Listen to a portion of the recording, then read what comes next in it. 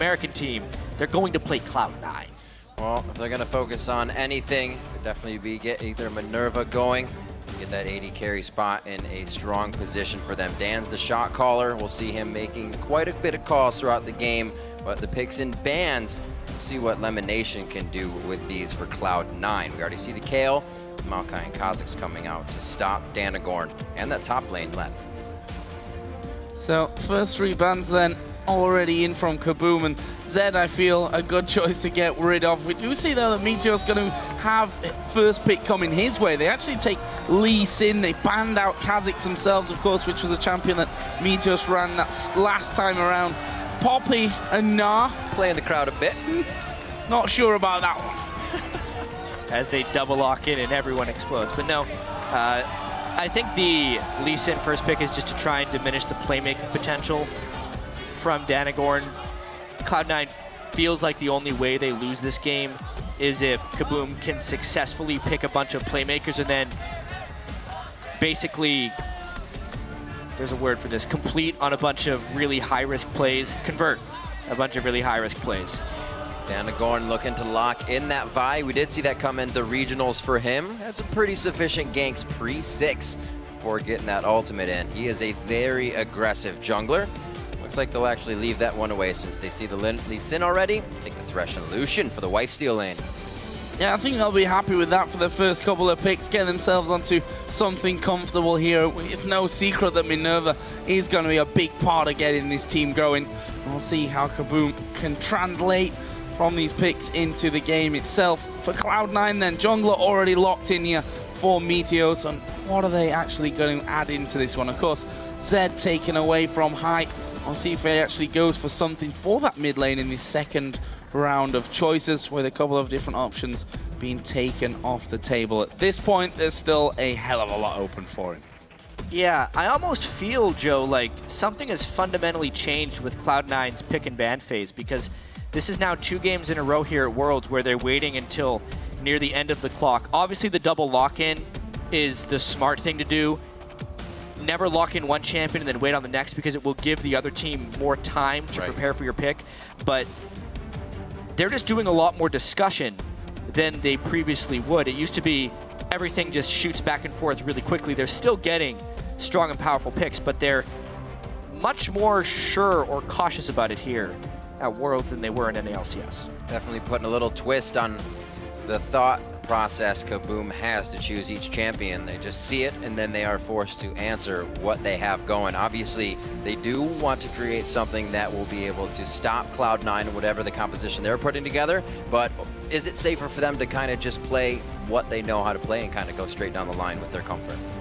I feel like Kaboom are going to have to take some calculated risks to pull off upsets in this group. Yep. I mean, I think themselves have got not too much to lose. Of course, a massive Brazilian fan base that they have stood behind them. So, you know, pulling out a win here against any of these teams will be a massive deal for them. They decided in their second round to lock in Jarvan for the jungle there for Danagorn, and of course taking Lulu as well.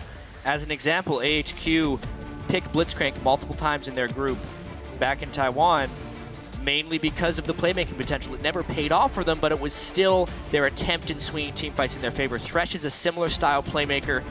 I'm expecting Tanones maybe to just play Orianna, honestly, because he will be able to make plays on that. Cloud9, though, picking their tried and true. Yeah, the Janna goes in for support. See Dan's taking that Thresh. Didn't see it at the International Wildcard Tournament, but they will throw it in for this composition. And Pi gets the Yasuo. We were saying, or I think it was Krepo was saying, or no, probably something he can stand on his own 2 feet, as well as carry the game if necessary. So again, he locks in that champion and an all-around huge scaling team into the late game here for Cloud9. Yeah, it's a whole bunch of scaling. Again, the Janna for the safe disengage. That will come in so handy against Jarvan. And I really wonder what Tanones is going to pick against High here. As Freak was saying, he would be the star for this team if one is to emerge. That's right. That Orianna is up. See if that is the choice for them. There's a lot of discussion going on there, back and forth with Kaboom, and he will end up playing the Syndra. So Tinones got to come out big here. I mean, it's a calculated risk in the sense that they don't want to lose lanes. They need to try and control them here. Syndra is a stronger laner than Orianna against Yasuo. We've already seen today Xiao Syndra come out on top of Cool's Yasuo, so it's a matchup that can tilt a little in Syndra's favor. It's a skill matchup, though, with all things considered, but I do not disagree with that pick from Tinotes. Meteos on his Lee Sin, ready to create aggression, as well as Danagorn, somebody, as we said, likes to really just get in the face of his opponents. I believe this is going to be quite an aggressive game here. As Kaboom watching Cloud9 play a little bit safe in their early game. I think they may try to take it to him. Yeah, and that's somewhat of a, I don't know if you can really call it an advantage, because Cloud9 will have seen Kaboom play earlier on as well, but taking those risks, try and set up something a little bit different, something a little bit, you know, surprising from Cloud9's side of things, and try and just throw them off a strong paced early game, which will of course play into Kaboom's hands. The question is whether they can translate, even if they pull off something amazing at the start of the game, whether they can actually follow that through and turn that big play early on into a win. That's a difficult thing against these teams that have so much experience. So much of it will have to be with Danagorn's jungle Jarvan, and basically Meteos' ability to neutralize him in the early game. Meteos is coming from a place where he has so much trust in his lanes that the only way they really lose is if Danagorn swings them, so he basically just has to turn himself on to shutting that down. So guys, don't forget that you can vote on Twitter who you think is going to win this game. Tweet hashtag C9win or hashtag KBMwin to @LOL Esports, and we'll check out your vote shortly. But for now, we are going to get into game. It's Cloud9 versus Kaboom. And can Kaboom pull off an upset here against Cloud9? It'd be a massive one at this stage. A massive one indeed. The champion selected Lemonation was able to come up with for the team is very scary. Like we said, that's scaling into the late game, so Cloud9 can pretty much play any game they want with this one. And while I said there's nothing for Kaboom to lose in this one, which I really think is true, from Cloud9's side, this is the win on paper that they'll, or the game that they'll have been looking at on paper to say, okay, that's a win, and that's a win. Those are the games that could really mean that a tiebreaker happens, or you get edged out of first or second position if you end up slipping up in these, David and Goliath matches. And we know that Cloud9 actually understands the potential for this upset. I've talked to multiple Cloud9 members, and they have legitimate fear of Kaboom and the upset potential, because they know that Kaboom isn't coming into this with the mindset of having to go 4-2 or having to win the group.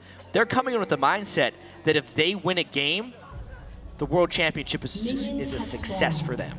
And that gives you a lot of freedom strategically and as far as risk-taking goes that could very well play a spoiler for one of these favored teams.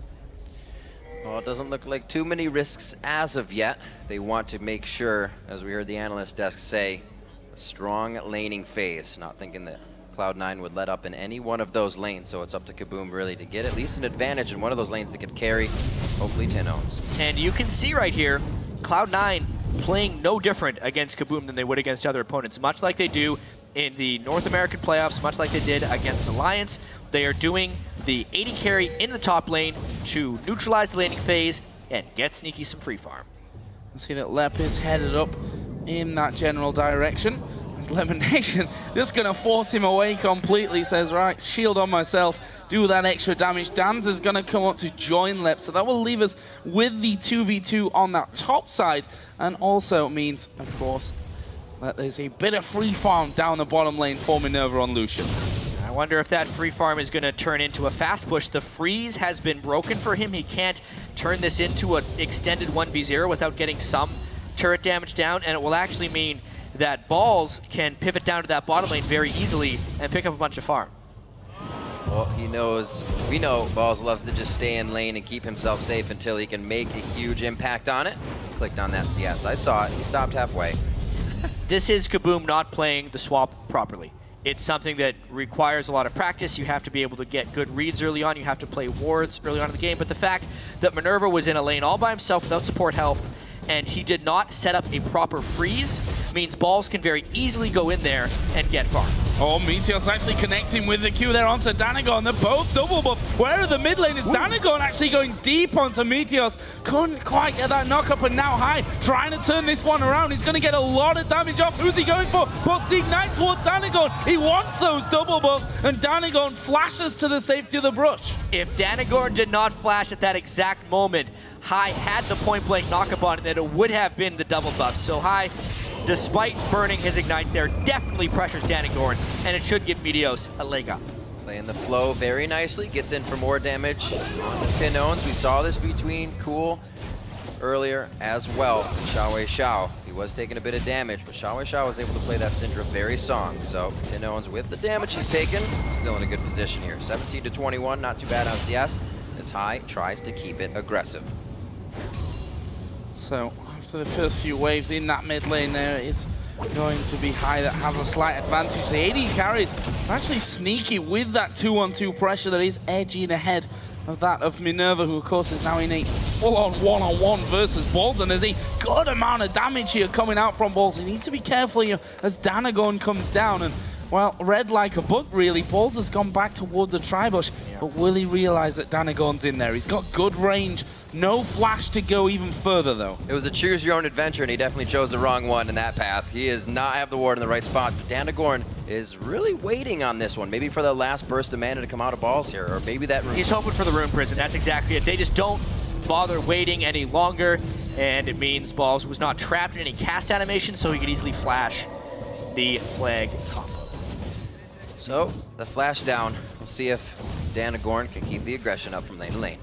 Means that Meteos that entire time they'll farming the top side of his jungle. He's almost approaching a 10 CS lead, and he's going to keep that trend going as he heads onto the bottom side and towards his own Wraiths, as Lep doing some good damage there towards Lemon Nation. The hook coming out, max range landing onto Sneaky, not followed through. The Flay does come in, and a bit of pressure there in that 2v2. A little bit of miscommunication. That was the ward coming in from Lep. Dance didn't think he was going to hit that one possibly either, but it's good harass, and they keep it strong in this lane. And we've seen this through a lot of the teams that end up near the bottom of these groups of worlds. The laning phase is usually quite close. We've actually yet to see a laning phase twist in the favor of the underdog. If that happened, I'd be fascinated to seeing how that progresses on the game, because as of now, if the lane is close, the better team will play off better, but that's another hook. That could be a kill. All the shields in defense right now. Lemon Nation low on mana. The Ignite goes down. It's High flashing in. Oh, he dashes through him. The exhaust is down. Can he still keep it? One last Q. High to pick up first blood. Oh! What a play from Dance to save Lep more than once. Also gets the grab, but there's nobody there to pick up on it. Great play from the support of Kaboom. And the amount of pressure lost by that monstrous roam up top from High is going to buy so much time for Tinones in this mid lane to pull ahead of High. You can see there the farm 50 to 37. Tinones doing a good job. Will also get some minion damage onto that turret. So not all bad here for Kaboom. Minerva continues to farm, has now pulled ahead because of the fact that Sneaky and Lemon Nation had to back away from that top lane. Should be able to push it straight through onto the turret. Meanwhile, Lep will use his teleport to get up there on that top lane and get a decent wave of farm as well. A really nice chunk there. Thought they were going to miss it, but the teleport was still up. Fiendish Codex buys for both Tinones and Lep on their first backs to keep themselves a bit more powerful in lane. Minerva safely backing. Dan's on the roam everywhere right now, trying to keep the wards up, trying to keep Meteos out of some dangerous positions that could really put Kaboom behind here. 7.5 minutes in. Really great back and forth so far from both teams. Still feel that Kaboom, despite having this good early lane phase, have to make plays, have to have a bigger lead going through into the phase of the game where Cloud9 are going to be stronger than them. But we've seen surprises already. I don't think anyone expected AHQ to pull out that win against EDG last week in Taipei. We'll see if Kaboom can do that yet over Cloud9. Of course, sit 1-0 in the group after that great victory against Alliance earlier on today. You can see Meteos here doing his red buff, and we'll see if that means then a visit towards this mid lane. I don't think the bottom's much of a question. Actually pushed quite far out as Minerva having a good little trade there with Sneaky. He's got the level advantage in that bottom lane, and he's trying to bully that weak mid game from Trist. Sneaky has not actually respected the 2v2 lane matchup in the slightest with this item build. He's won an Avarice Blade first. You'll actually often see a Trist build an early pickaxe and then go into a static shiv, so the pickaxe gives him some type of trading potential in lane. He's basically doing nothing in that lane right now, so they're playing victim to Kaboom's superior laning phase at the moment. Very surprised they're taking trades here. BF Lucian to this that gold generation. Not going to work out too well for Sneaky, but the shields are coming in big from Lemon Nation. Meteos and High trying to get in. Great ward here coming in from Kaboom, already in the Death Brush. They'll see this pink ward. Nah, possibly not. Don't take the time to take that. Looks like they're going to try to work something off of this. Danagorn, I love it. He sees something and he wants to try and make a play off it. Trying to force that bottom lane all the way through onto Sneaky's tower here as well. Lemon Nation already leaving the lane to get a ward inside of the river and make sure that Kaboom don't just go straight in there for that dragon. But with this lane pushing up, there is definitely a possibility of that happening. However, Meteos on the bottom side, just in case a dive comes in. We see Danagorn and Tinones entering the jungle, but this is maybe not where they want to be. Come up behind High. He's already got himself in a safe position. Great job in mid to know nobody's here, and I want to stand right in the mid. Yeah, based on the positioning of Meteos, setting up for all these counter ganks, even the itemization of Sneaky, it's almost as if they were expecting Kaboom to just lose their minds and do these really crazy, aggressive, high-risk plays, because that's what all of us were expecting from Kaboom. But what Kaboom is doing is they're just playing standard, strong lanes with solid vision control. Because Cloud9 has postured themselves so defensively, they're having to give up a lot of stuff to Kaboom. This dragon's going to be an attempted steal.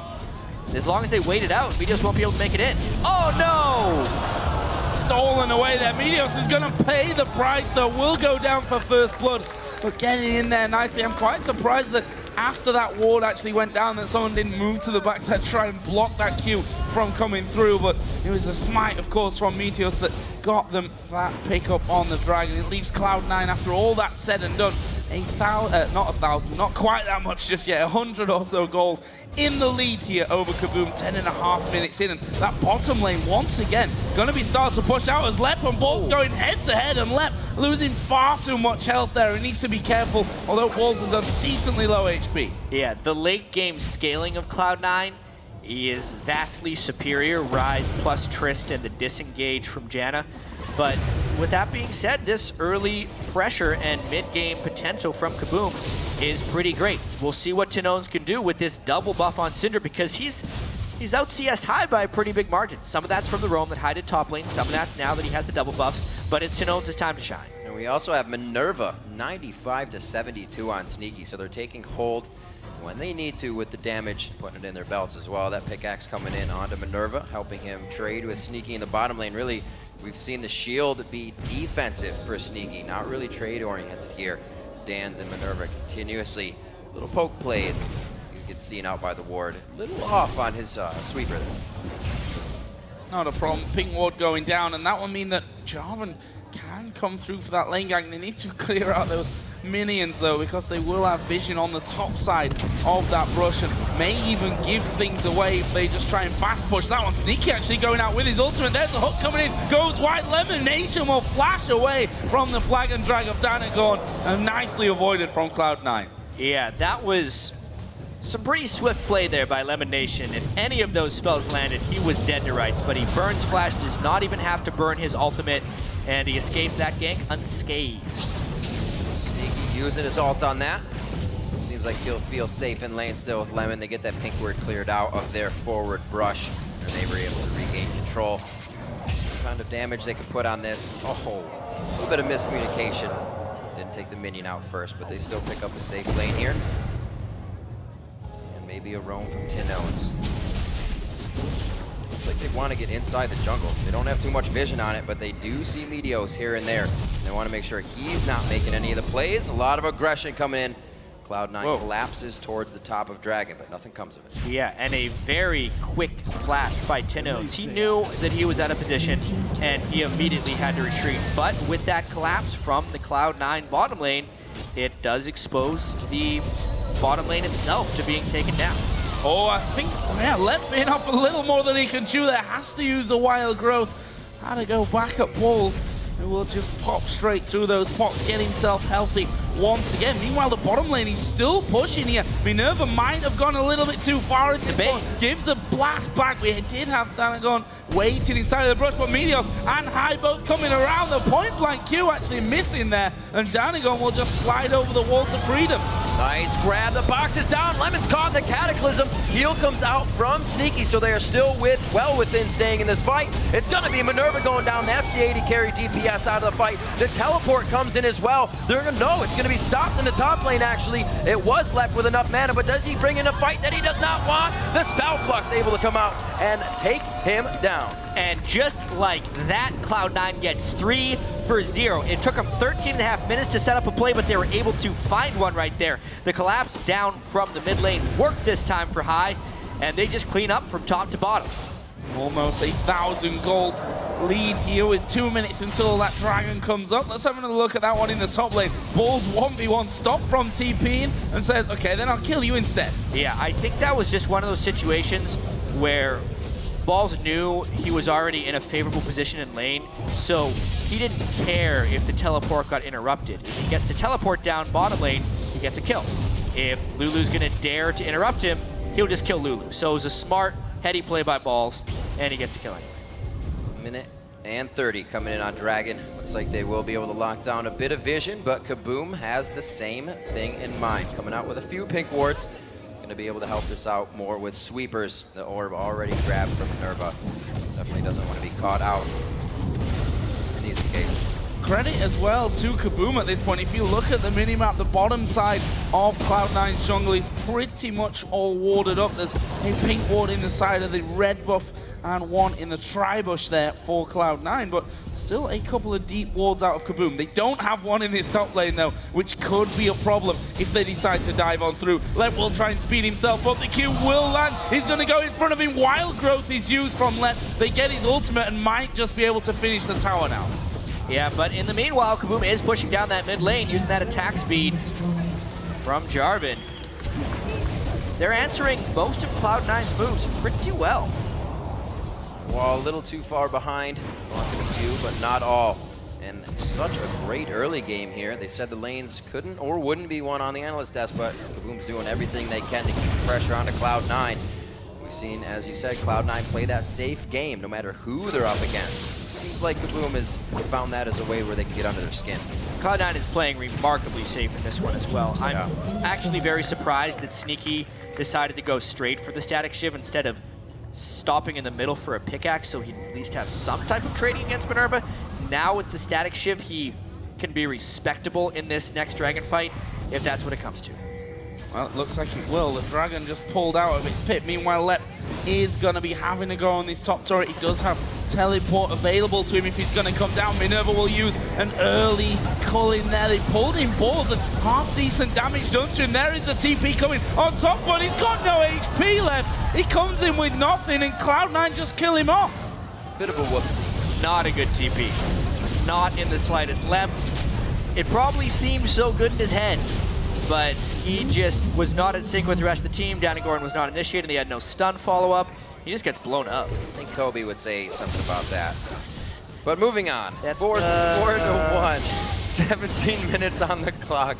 And a 3,000 gold lead is what Cloud9 is looking at right now. They were actually, it's kind of like a mousetrap. They were kind of leading Kaboom into where they wanted and when they wanted the fight. They warded up perfectly and they bit as soon as they were able to. 2-1 in turrets. Kaboom still has a bit of map pressure on that front, but is it going to be enough to carry them through this mid part of the game? The Rod of Age is already charging. We see a few core items built up on High and Sneaky with the static shivs here, and they're not afraid to start making plays. Feel it's fairly reminiscent of the Alliance game, right? Play it safe, slowly but surely get yourself a lead, and well, if you look down their team comp, that suits them fine. Yes, maybe they're not going to flashy win up in 20 minutes over Kaboom, but that's not really what counts at the end of the day. Lep once again may be in trouble. That top turret is very low. Actually, Balls pulls the aggro early on. Lep uses an early wild growth, and now Dancer's coming in as well with the thresh. What can he do? Whoa! Kick there into both of his teammates, and that should be the end of that one. Not the easiest thing to do. An escape right there. Just getting the geometry just right to knock all three of them up. Because math. Hey, right there, maybe Kaboom gets a turret on the backside, but Cloud9's going to be able to get mid lane and bottom lane out of this. There's another one. Outer 3 are dropped. They can start to easily move into Cloud9's jungle, but wait a minute, Sneaky's trying to easily move into a little bit of Minerva's personal bubble. Takes him down. He'll be out of the game for a little bit here. High trying to take it out with Tinones. He wants a blue buff, but it doesn't look like he's going to get it. Tinone says, get off of my turret right now. Trade a kill, and he may not go down. Oh, no, he's going to go down. The last kick hits, and that's a shutdown, actually, on the Tinones. High was playing a very dangerous game, dancing around a turret there in the face of a DFG Syndra. The DFG active didn't actually get used by Tinones there, so a little bit of a misplay. Luckily for High, he still picked up the kill, despite getting a little bit nuts. And I think why not trying to look in there, maybe something risky here to just edge him out. Speaking of edging out, we've seen Balls just bring that farm back in the top lane. Of course, sat on 1-0-0 after that solo kill onto Lep just a little bit earlier on.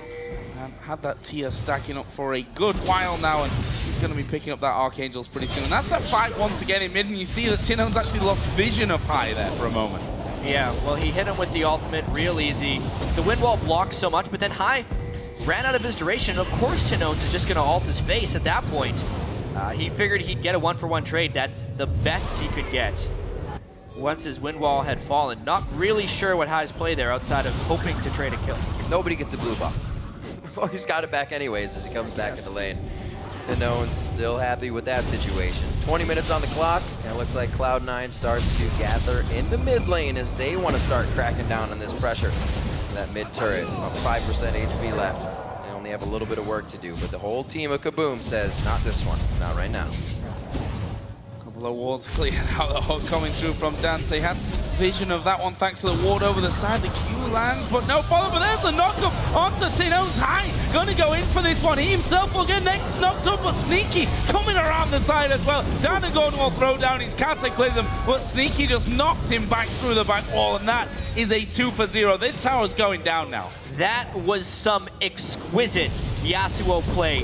Right into the wind wall, flew that Cinder ultimate, and that is how you play the matchup. High destroying right there for Tinones, and the rest of Cloud9 following up just right. And there was one person missing from that as well. This guy in the top lane still pushing by himself. The split push working out quite well, and with how big High is getting, they'll probably be able to do this in every lane quite soon to start spreading Kaboom thin. Now, and of course, Rise not going to be taking those turrets down very quickly, but if you get that entire time all on your own, you're still going to take chunks out of the turrets. The rest of the team come through, and that will be at 21 minutes into the game.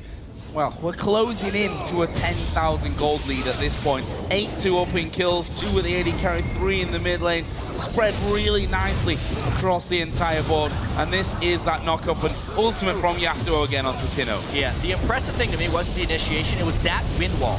At the very moment when he spread between Tinones, he's like, okay, now is the time we'll try to retaliate. Let's make that an impossible feat. So he throws out the wind wall, Cinder can't fight back, High takes almost no damage, and they get 2 kills.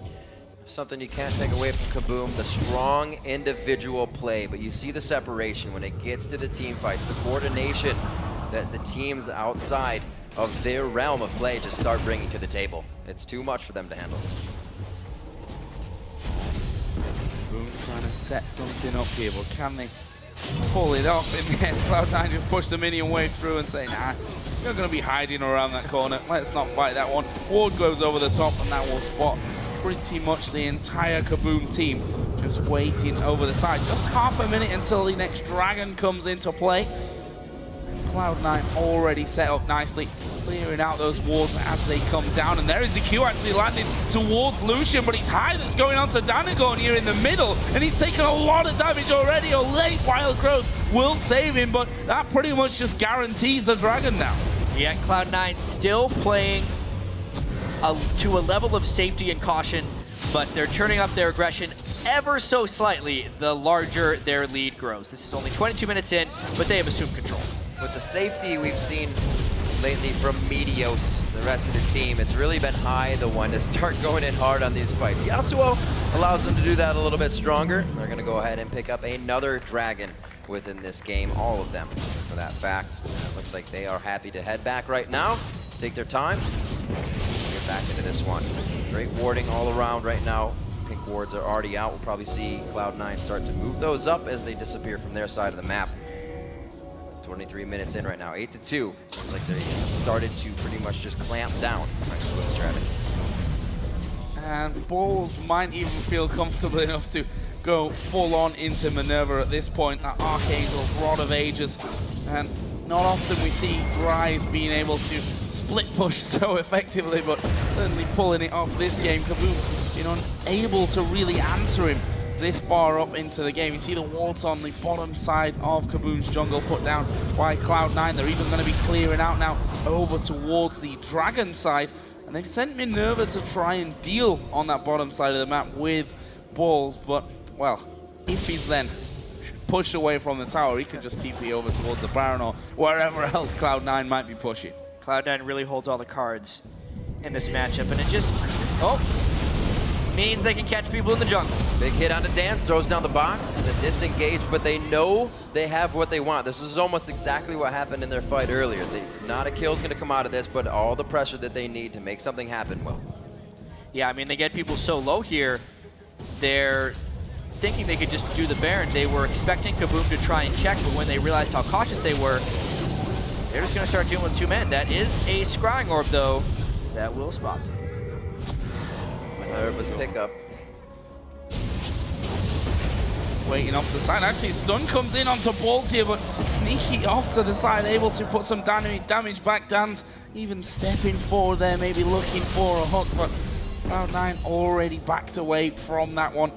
And you feel like this game really teetering on a knife edge here, where Cloud9, if they get that chance to just nip over and finish off the Baron, or Kaboom can actually get in there quick enough. The Scrying Orb a vital pickup at this stage because they just can't keep up with the vision war on that side of the map.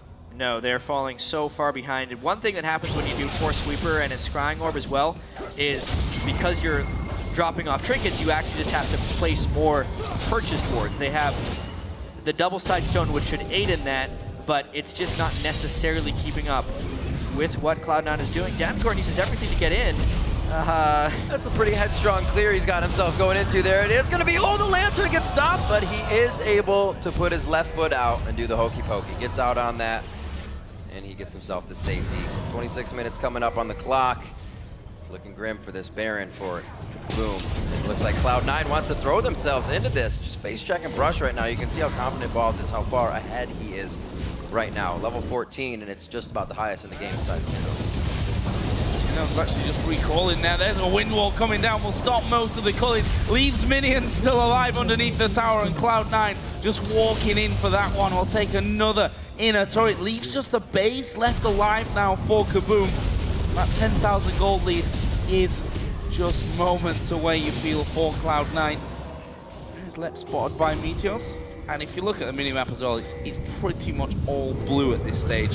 Only really got that Scrying Orb to work with, which is going to be coming off cooldown and will probably get forced into being used in just a moment. Meteos actually waiting off to the side here. We'll see if he can get in for a cheeky little pick.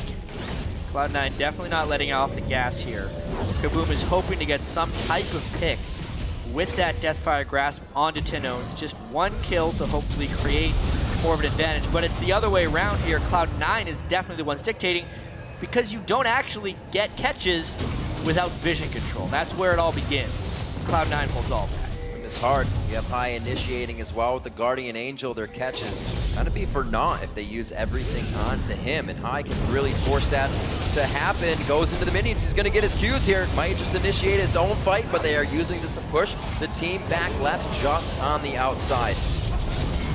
Hiding behind his wind wall there, they managed to catch out Danagon. He will go down. There's a 3-man ultimate coming out from High. Good stun back though. Guardian Angel will bring High back to life. The hook comes through. Actually hits Lemon Nation. I don't think that was the intended target. He was trying to time High's regen, and that will be 1 man down on either side.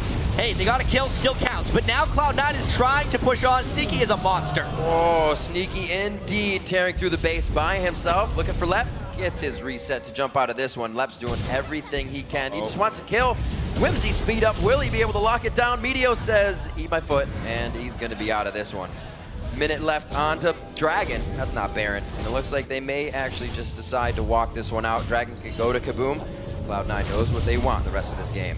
Yeah, nice stun there by Tanones to prevent that dive from becoming more painful. Obviously, High landed a pretty good stun there. And a cool little thing before that fight, Cloud9 had all 5 pink wards down on the map. Every single individual had a pink ward that was unkilled, and Kaboom had 0 of their own. But they've since pushed out, gotten one of their own down, and they're trying desperately to clear a few of Cloud9's. Utilize the time, didn't even need to scan that. Oh, check out if any green wards are down. Danagon gets another pink taken away, and some vision of his own in the back of that Baron pit. Well, Cloud9 did go back, and of course, shop up from this one. No, I'm not sure that's really what Danagon really needs at this stage. They're going to take a lot of damage from this one, and actually has to wait for his flag to come up to get out of the pit. Disaster. A little bit of a whoopsie there. They're able to get him out safely, but that means their jungler is very hurt for something that Cloud9 has wanted to do for a while now, and that's Baron. They're still going to proceed with extreme caution, however. The only way Cloud9 loses this game to Kaboom is through a miraculous Baron steal or a Baron fight gone wrong, so they're going to control their expectations. They know they have 6 turrets down. They're going to make sure they have vision containment, and then they would go for Baron. With 30 minutes on the clock, Cloud9 has a 10,000 gold lead, one of the biggest they've had here coming in their 2 games. But it is meaning that they know to put their foot down, like you said, Jack, keeping that pedal to the metal, and now attempting the Baron. Elimination on the outside for a full amount of disengage. There it is. Oh, Meteos over the wall. I thought that was going to be high as well. He gets himself back in with a safeguard, easily taken on Baron. Lemon's forced to flash. Balls now it takes the defense on trying to stop them from getting into Baron. Really slick Lee Sin play there by Meteos, jumping out to kick Danagon away and then just flying back inside the pit because Lee Sin. And then Lemon Nation aided a little bit as well to blow him back away. Danagon had no way of getting into the pit. Keeping them completely under control here. Cloud9 looking to make 0 mistakes on their way to another victory. And currently have a massive gold lead. We've just gone past the half-an-hour mark in this one. Kaboom really looking to just find anything in this game that could give them a glimmer of hope at this point. Yeah, and honestly, a Cloud9 victory here would actually mean that North America goes 4-0 on the first day of this group stage. LMQ went 2-0, Cloud9 went 2-0. Now remember, they have yet to face the Korean teams in both of the groups, so this will definitely kind of set the stage for some pretty big clashes. Heavy favored Korean teams versus LMQ, definitely not expected to go 2-0 today, but early showings is a strong show for North America here in these groups. A lot of momentum that they would need as the fans consider it to go against those teams. And right now they're using all that momentum to just take out each member of Kaboom methodically. Surgically removing him from the map now, looking at the middle inhibitor turret as trying to engage over the wall. I wouldn't put it past Sneaky to be the first one hopping in. Going to wait, at least for now, for that next minion wave to come around. You can see Meteor stepping forward high. Will also get up in Kaboom's faces, but they take that inhib turret without any push back from Kaboom. The inhibitor itself will go down. And to be honest, Minerva's still down for 15 seconds here. I mean, if Cloud9 can get the right kind of fight, I don't know why they wouldn't continue to push on, aside from it being a little bit too risky. Not many minions to be working with right now for Cloud9, but they are definitely staying in that risky position. Midwave is just on the front step of Kaboom's base, and they have everything in HP and Baron buff and stats that they need to continue this fight. The next wave coming in, they're going to basically force Kaboom into doing something aggressive. Windball, this is just like an inhibitor turret at this point, except behind it is a Nexus. There is the second Nexus turret going down as well. Kaboom got no defense left alive. I'm going to jump straight in there onto Tinones, get 1 kill, but they're focusing the Nexus down, and Cloud9 going to be picking up their second victory of the day. Couple of kills still left to be had here at the end, but they will finish it off. And a convincing win once again for Cloud9. And just like that, it was over. What seemed like a very slow start from Cloud9, potentially a little scary when Kaboom started getting some niceness in the lanes. Cloud9 kind of turned it on. They knew they had the strong mid game. They had the Janna for the... They knew they had the strong late game. They had the Janna for the mid game. And they definitely had the strategic advantage and the confidence to close this one off right. Able to stave off a bit of that Danagorn aggression from lane to lane on the Jarvan. Pretty much banned out a few of the junglers he would like to use this game. Boom, doing what they can in the laning phase, but it seems that teams find them in the fight phase and are able to pick apart the mistakes. Yeah, and I feel like we've almost repeated this story quite a few times because we saw a similar thing last week as well in Taipei, that the underdog teams did well in the laning phase, and I guess that's kind of the fundamentals that you learn from playing League of Legends right at the start. You learn to have a good laning phase first of all, and then they're falling apart when it comes to the more team-oriented plays. We saw Cloud9, they made literally no mistakes in that, or maybe here and there slightly too deep, but playing everything really by the book. And you're saying we use this to practice turning an early game good start into an actual victory. It's one of the reasons I actually like the World Championship in this sense, because we see players at different stages of competitiveness. We just get to see the strategic depth of League of Legends, because you know how good these guys are in lane. Mechanically, individually, they're all fairly good, but it really just comes down to the team play, and it's not even close in how these games go out. There is a super low % chance that some of these teams can take down the greater teams, and it's just, you never see this type of difference. The monstrous, I can't find the words for it, the monstrous differences in skill at the World Championship. Well, it's definitely been shown here.